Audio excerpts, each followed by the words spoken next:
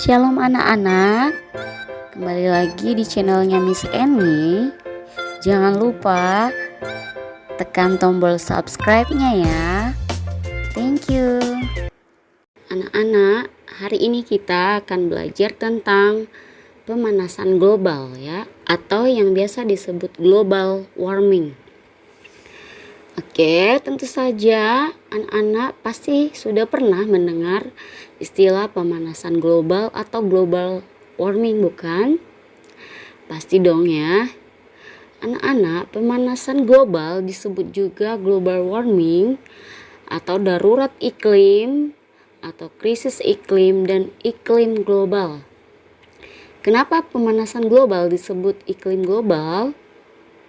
Karena di beberapa wilayah di bumi ada yang mengalami perubahan cuaca ekstrim. Misalnya, tiba-tiba turun hujan, lalu tiba-tiba panas dan sebaliknya. Apa itu pemanasan global?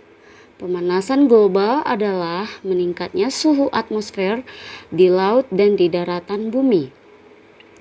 Apa itu atmosfer? Atmosfer itu adalah lapisan ozon atau gas yang menyelimuti bumi. Ya. Nah, pemanasan global itu tidak terjadi begitu saja anak-anak. Pasti ada penyebabnya. Nah, Miss Eni akan kasih tahu kalian apa penyebab terjadinya pemanasan global. Penyebabnya adalah karena perbuatan manusia yang banyak memproduksi gas-gas berbahaya seperti karbon dioksida, sehingga menyebabkan permukaan bumi bertambah panas.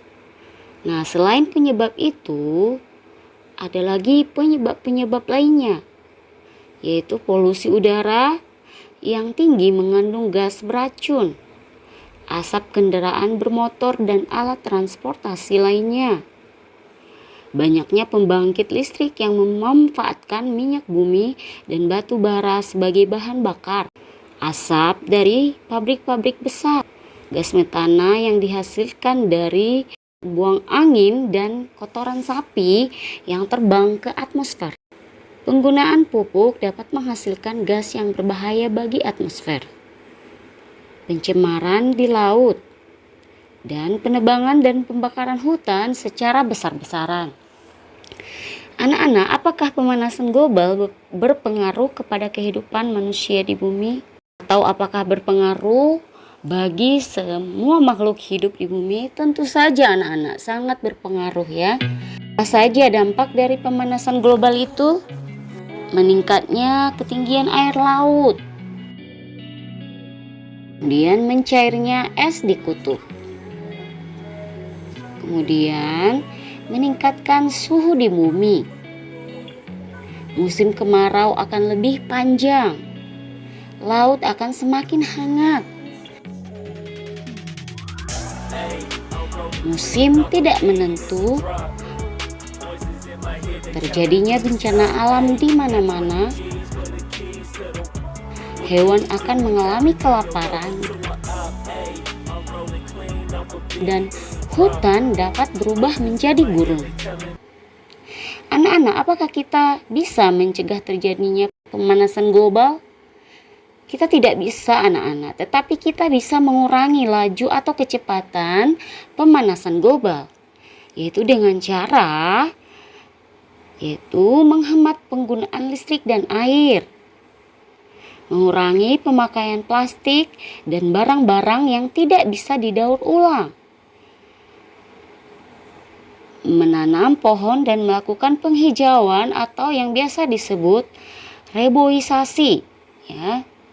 Memakai kendaraan umum daripada kendaraan pribadi, berjalan kaki atau menggunakan sepeda, tidak menebang pohon secara liar, mengurangi konsumsi daging dan meningkatkan konsumsi sayuran, mengurangi penggunaan bahan bakar minyak atau BBM, mengurangi penggunaan AC karena menghasilkan gas CFC yang berbahaya, melakukan 3R yaitu reduce, reuse, dan recycle. Apa itu reduce? Reduce adalah mengurangi sampah, reuse adalah menggunakan kembali, recycle adalah mendaur ulang.